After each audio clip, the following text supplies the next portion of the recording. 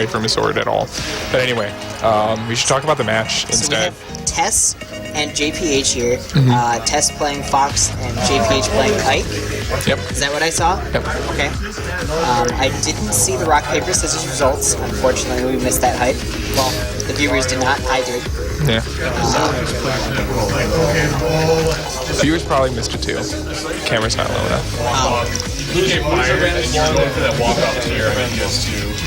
Yeah, that up B came out super fast. Yeah. I did not see that up B coming, but like I knew I wasn't gonna get it because I like didn't react. Like I was too slow, so I wasn't gonna go for the double or the walk off down air.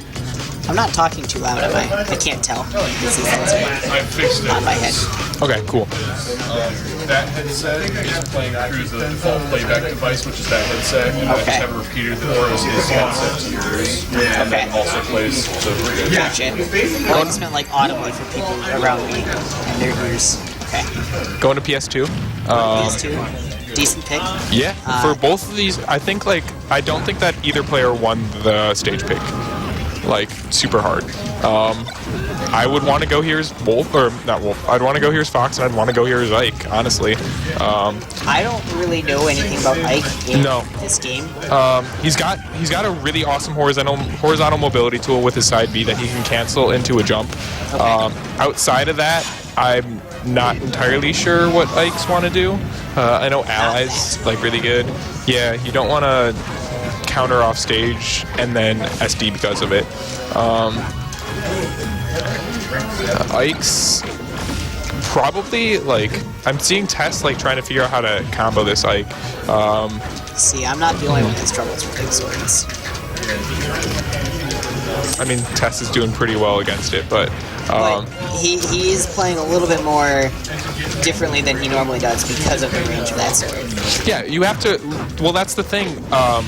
That doesn't necessarily mean that like he has trouble with swords. That just means he knows how to respect the sword. That's like, true. You need to play different when you're playing against a sword. You really do. Because if you don't, then you're gonna like just dash dance into range of a forward smash and die, and like that's gonna happen no matter what if you don't respect the sword, unless your opponent's bad. Yep, I knew that was gonna be a kill. Good use of the eruption. Yeah. Thought JPH mistimed it a little bit, but I was clearly very wrong. He looked like he used it too early. That's just going to be a Fox Privilege up smash. Fox Privilege up smash is a true combo in this game, as it is in Melee.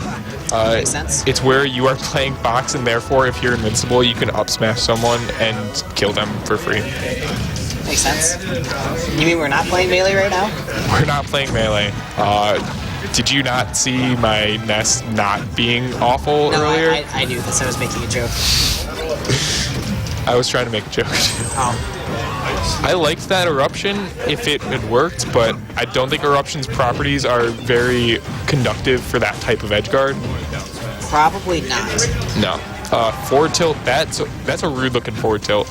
Like first of all, Tess had 0 DI on that. He went straight horizontal. And he can't even blame Smash 4 for making him Vector. Like, that's what I was basically... That's another reason I lost game 2, because I was DIing like absolute garbage. Oh, trading stocks there.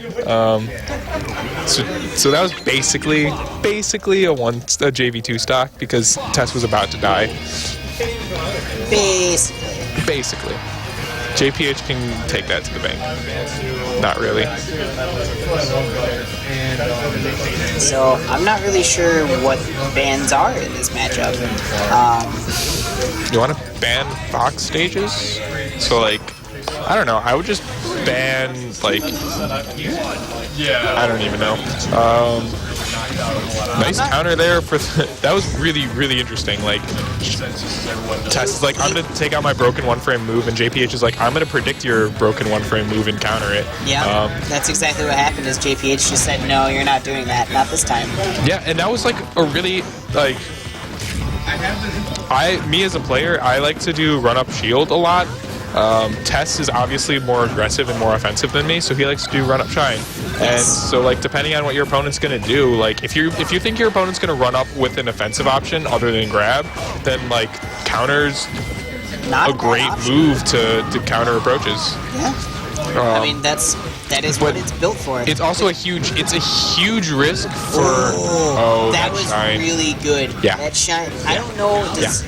Does Ike have super armor when his sword is up in the air? Not in this game.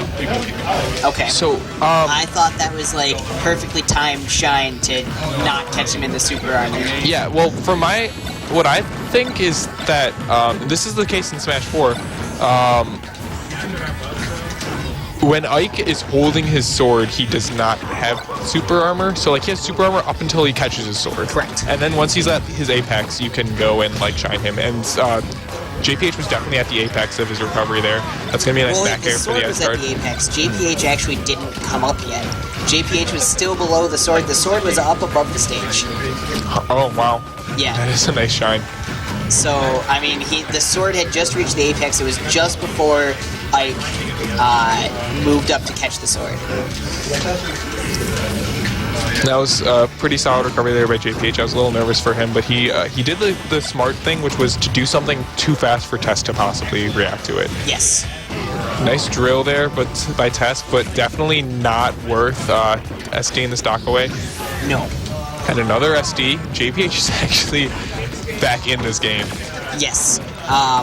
Although there is no rage mechanics in this, just the fact that Ike is just a heavy hitting character. Well, also the fact that it was only a 43% deficit at the beginning of the stock. That is true.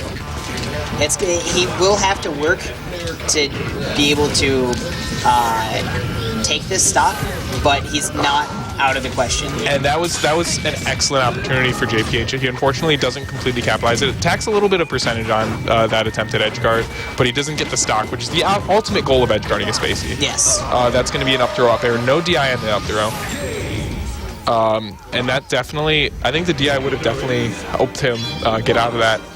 But I mentioned earlier when I was commentating JPH, he's a traditional 2D fighter player. Yes. And I was mentioning how that was benefiting him a lot. But in that instance, it hurt him because he did not consider the possibility of DIing out of that up throw to avoid the up air.